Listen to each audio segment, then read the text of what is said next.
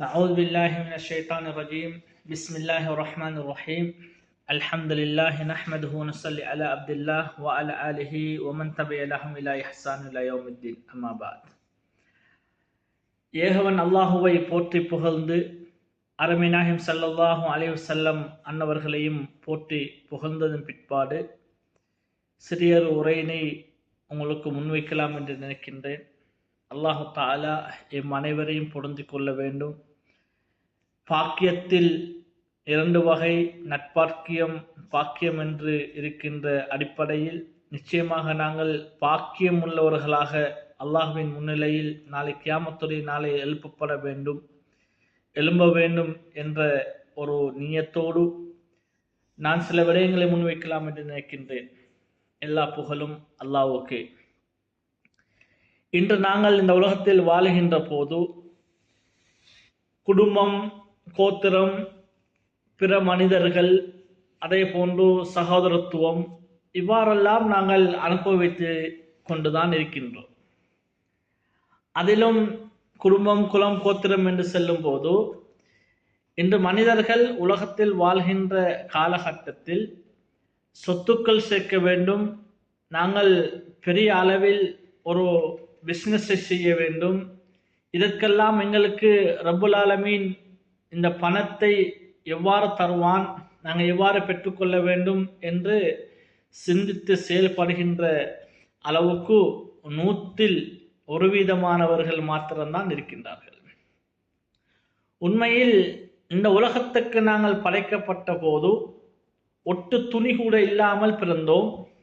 நாளை ஒட்டு துணி இல்லாமல் எங்களுடைய பாவங்களை மறைப்பதற்காக வேண்டி வெள்ளை துணியால் போத்தி எங்களை கொண்டு அடக்க செய்யப்படுவோம். அதே போன்று நாங்கள் பிறந்தவுடன் எங்களை யாரோ குளிப்பாட்டி கொண்டு வைத்தார்கள், இந்த உலகத்தில் ஜீவித்து போங்கள் என்று. நாளை ஒரு நாள் நாங்கள் மௌத்துக்கு பின்னால் யாரோ குளிப்பாட்டுவார்கள், எங்களால் அறிய முடியாது, அதை கூட நாங்கள் உணர்ந்து கொள்ள முடியாத நிலைப்பாடு வரும். ஆகவே இந்த நாசில் மூச்சு இருக்கும் வரைக்கும் தான் இந்த உலகத்தில் இருக்கின்ற ஆட்டங்கள் எல்லாம். நிச்சயமாக மூச்சு நின்று விட்டால் ஆட்டம் முடிந்துவிடும். இன்று எங்களுடைய இலங்கையை பொறுத்தவரையில் ஏராளமானவர்கள் என்ன செய்கின்றார்கள், கஷ்டத்திலும் வாழ்ந்து கொண்டிருக்கின்றார்கள். சிலவர்களுக்கு நோய், அதே போன்று கேன்சர், அதே போன்று சுகர், காலை எடுக்க வேண்டும், அதுக்கு வைத்தியம் செய்வதற்கு பணம் இல்லை, 2 கண்களும் பாதிக்கப்பட்ட நிலையில், கிட்னீரனும் பாதிக்கப்பட்ட நிலையில், ஹார்ட் பிரஷர் இவ்வாறு போன்ற நோய்களால் பாதிக்கப்பட்டிருக்கின்ற அனைவர்களுக்கும் அல்லாஹு தஆலா கூடிய சீக்கிரம் ஷிஃபாவை கொடுக்க வேண்டும் என்று நான் துஆ செய்து கொள்கின்றேன். இதை வைத்துக்கொண்டு இன்றைக்கு மீடியாக்களில் சில நண்பர்கள் என்ன செய்கின்றார்கள், அதை வைத்துக்கொண்டு அவர்கள் பிழைக்க பார்க்கின்றார்கள். எவ்வாறு பிழைக்க பார்க்கின்றார்கள்? அவர்களுக்கிடத்தில் போய் அவர்களை வீடியோ பண்ணி, சிறிய சிறிய விடயங்களுக்காக வேண்டி வீடியோ பண்ணி, அவர்களுக்கு நாங்கள் உதவி செய்கின்றோம், எங்களுக்கு அந்த உதவியை செய்யுங்கள், எங்கள் மூலமாக நாங்கள் கொண்டு அவர்களுக்கு உதவி செய்வோம் என்பதெல்லாம் சுற்றி காட்டப்பட்டு ஒரு வரைவணக்கப்பட்டு இன்றைக்கு உலகத்தில் நிறைய வசூல்கள் செய்யப்பட்டு, ஆனால் செய்கின்ற வசூல் அந்த ஒரு சதத்தில் இருந்து 100 வரைக்கும் எடுக்கப்படுகின்றது. எடுத்து என்ன செய்கின்றார்கள், அதனை உரியவர்களிடத்தில் கொடுப்பது கிடையாது.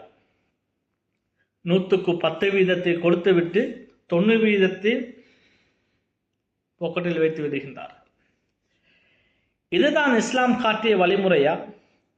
இதுதான் பிறருக்கு உதவி செய்ய வேண்டும் என்கின்ற ஒரு எண்ணமா? நான் கேட்கின்றேன். ஆனால் இன்று நாங்கள் ஃபேஸ்புக் மூலமாக பார்க்கின்றோம், மிஸ்டர் ஆசிஃப் அஸ்லம் அவர் எவ்வாறு பிரபலியம் பெற்றவர்.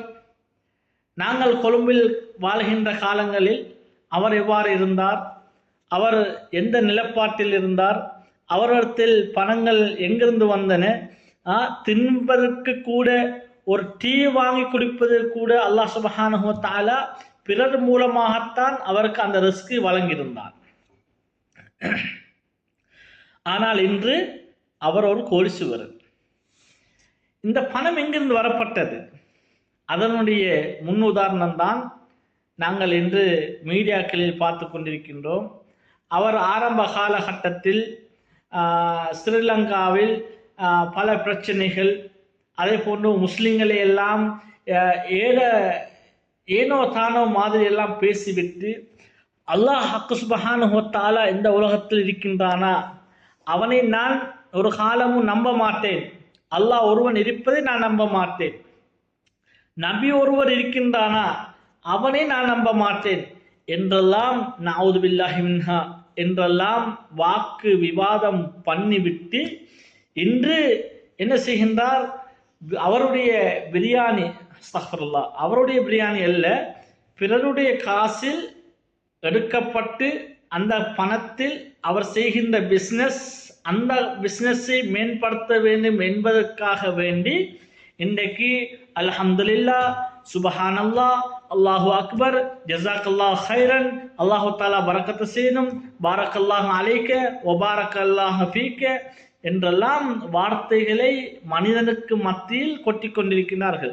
ஆனால் இதில் ஒரு முக்கியமான விடயம் என்னவென்று சொன்னால், எங்களுடைய சமுதாயம் ஒரு விடயத்தை கொடுக்கும் போது அந்த கொடுக்கின்றவன் முதல் எப்படி இருந்தான், அவன் எவ்வாறான வார்த்தைகளை பேசினான் என்பதை மறந்து விடுவார்கள். அது எங்களுடைய சமுதாயத்துடைய ஒரு பிளாக் பாயிண்ட் இல்லைங்கச்சா. ஆனால் அவன் எந்த பணத்தை தருகின்றானோ அது எங்கிருந்து வந்தது, அவன் இந்த சம்பாத்தியம் எங்கிருந்து சம்பாதிக்கப்பட்டது என்பதை இஸ்லாம் ஒற்று உணர்ந்து பார்க்க சொல்கின்றது. உதாரணமாக, நான் ஒரு பிஸ்னஸை என்றது பணம் இல்லை, சொத்து இல்லை, செல்வம் இல்லை, திடீர்னு மாதிரி நான் ஒரு ஹோட்டலை உருவாக்கி அந்த ஹோட்டலில் மாஷா அல்லாஹ் 10 பேரை வேலைக்கு வைத்து விட்டு சாப்பாடு சமைச்சு கொடுக்கின்றேன், தின்ன கொடுக்கின்றேன். ஓகே, நீங்கள் காசு கொடுத்துத்தான் வாங்குகின்றீர்கள். இந்த பணம், இவர் ஹோட்டலை செய்கின்றார், இந்த பணம் எங்கிருந்து வந்தது, இவர் எப்படியான பணத்தில் ஹோட்டல் செய்கின்றார், ஹராமா ஹலாலா, பறிக்கப்பட்ட பணமா வட்டிக்குரிய பணமா என்றெல்லாம் பார்ப்பதற்கு இஸ்லாம் அனுமதித்திருக்கின்றது. இதை கூட பார்க்காமல் எமது சமுதாயம் என்ன செய்கின்றது சொன்னால், ஆசிப் அஸ்லமை தூக்கி தலையில் வைத்துக் கொண்டிருக்கிறார்கள். நீங்க சிந்தித்து பாருங்கள், ஆசிப் அஸ்லம் என்பவர் யார்? அவருக்கு இந்த பணம் எல்லாம் எங்களுடைய சமுதாயம், வெளிநாட்டில் வாழ்கின்றவர்கள், அதே போன்று Qatar, Dubai, Kuwait, Bahrain, London, இப்படி ஒவ்வொரு நாடுகளில் வாழ்கின்றவர்கள் உதவிக்காக வேண்டி, எவ்வாறான உதவி என்று சொன்னால், தன்னுடைய தகப்பன் ஒரு நோய்வாய்ப்பட்டிருக்கின்றார், தன்னுடைய தகப்பன் கபருடைய வாழ்க்கையை வாழ்ந்து கொண்டிருக்கின்றார், என்னுடைய உம்மா சுகமில்லாமல் இருக்கின்றார், என்னுடைய தங்கை சுகமில்லாமல் இருக்கின்றார், என்னுடைய குடும்பத்தில் இவ்வாறு இருக்கின்றார்கள் என்று நேர்த்திக்கடன் வைத்து அந்த பணத்தை என்ன செய்கின்றார்கள்? ஆசிப் அஸ்லமை நம்பி அனுப்புகின்றார்கள். ஆனால் அவன் இங்கே மோசடி செய்து கொண்டிருக்கின்றான். எவ்வாறான மோசடி என்று சொன்னால், 100 வீதத்தில் இருந்து 20 வீதத்தை என்ன செய்கின்றான்? பொதுமக்களுக்காக செலவிடுகின்றான். மற்ற 80ஐயும் அவனுக்காக வேண்டி, அவனுடைய குடும்பத்துக்காக வேண்டி, அவனுடைய ஃபியூச்சருக்காக வேண்டி, அவனுடைய பிள்ளைகளுடைய ஃபியூச்சருக்காக வேண்டி சேகரித்துக் கொண்டிருக்கின்றான். ஆனால் இதை நாங்கள் நிச்சயமாக கண்டிக்க வேண்டும். இதில் உண்மையில் இவன் இஸ்லாமியன் தானா என்பதில் நாங்கள் சந்தேகப்பட வேண்டும். ஏனென்று சொன்னால், அவன் ஆல்ரெடி இஸ்லாத்தை விட்டு வெளியேறிவிட்டான். எவ்வாறு வெளியேறிவிட்டான்? அந்த சொன்னான், அல்லாஹ் ஒருவன் இருக்கின்றானா, அவன் உண்மையானவனா, அவனுக்கு அல்லாஹ் ஒருவன் இருக்கின்றது உண்மையில் நான் பிலீவ் பண்ண மாட்டேன், நபி ஸல்லல்லாஹு அலைஹி வஸல்லம் அவங்க இருக்கிறாங்களா, அவங்க அப்படி ஒரு ஆள் இல்லை, இதெல்லாம் பேசிவிட்டு உண்மையிலே அவனுடைய வாய் அந்த வார்த்தை இருக்கின்றது அல்லவா, இன்று ஒரு வார்த்தை நாளை ஒரு வார்த்தை. அவன் உண்மையில் ஒரு உண்மையான முஃமின் அல்ல. அதை நாங்கள் நிச்சயமா புரிந்து கொள்ள வேண்டும். இதை நான் ஏன் பேசுகின்றேன்? எனக்கு என்ன தேவை இருக்கின்றது பேசுவதற்கு? அதை நான் சொல்லுகின்றேன். இந்த பிரச்சனையை எங்களுடைய இலங்கையில் இருக்கின்ற அரசாங்கத்திடமோ அல்லது போலீசிடமோ நாங்கள் ஒப்படைக்கின்றோம் என்று வைத்துக் கொள்வோம். ஆனால் அரசாங்கத்தில் ஒப்படைத்தால் ஏன் அரசாங்கம் அதை எடுத்து நிச்சயமாக தீர்வொன்றை தரும் என்று நினைக்கின்றீர்களா? இல்லை. ஏனென்று சொன்னால், அவர்களுக்குள்ளே பல பிரச்சனைகள், அவர்களே நேரானவர்கள் அல்ல. அரசாங்கத்தில் இருக்கின்ற அனைத்து மக்களும் உண்மையில் அரசியல் செய்கின்றவர்கள் அல்ல.